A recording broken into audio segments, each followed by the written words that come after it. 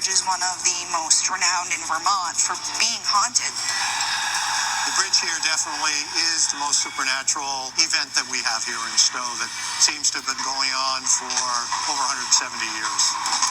Emily's story is by far our biggest ghost story. I heard that she likes to attack men more often than women. Oh.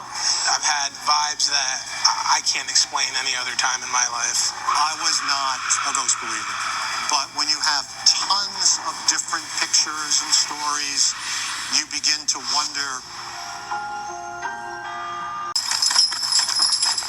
Came from a very poor family and started dating a young man who was from a very wealthy family.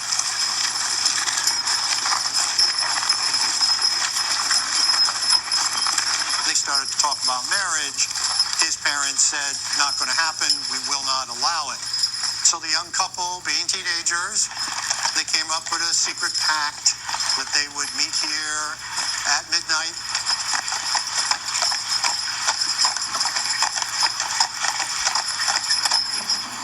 And when she got here and the clock went well after midnight, he did not show up. And she was so distraught, she jumped off the bridge. The next morning, her parents found her body in the stream below. But because she was an unhappy soul, her soul never went to rest, and her soul is found here, heard and seen and felt frequently. According to legend, Emily's spirit lingers to this day, growing more vengeful by the year, and she's especially hostile toward men. Emily seems to target male visitors because she feels she was jilted. So most of the weird experiences down here happen to males. My boyfriend and I came to Emily's Bridge on a cold, cold winter night.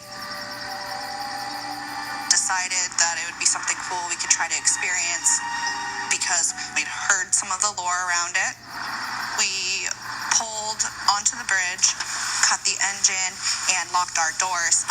We kind of just sat there listening to see if we could hear anything unusual or see anything. Nothing was really happening, but we had been in the car long enough, it started to fog the windows up. We sat on the bridge for a good 10 minutes with nothing happening. We were kind of getting ready to leave, and I look over at his window, and there's just the set of cold, hollow eyes. No pupils. There was no mouth, but you could see very distinct, like straw-like hair pushed up against the window. My heart rate was going crazy, and that's when we tried to start the car, and it wouldn't start. It just kept stalling. Eventually, by the third or fourth try, it did spark up, and we got the hell off the bridge. We were freaked out on the ride home as well, and we decided to check the car out. And sure enough, there was scratches down the side of the vehicle, same side that she had pushed her face up against. I believe that the apparition appeared on his side because he was the male in the vehicle.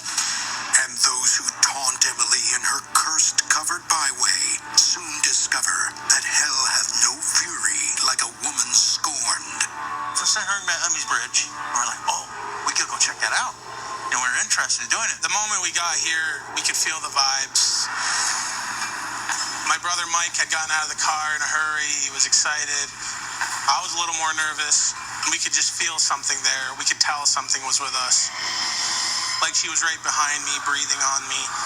I felt like she didn't want us here.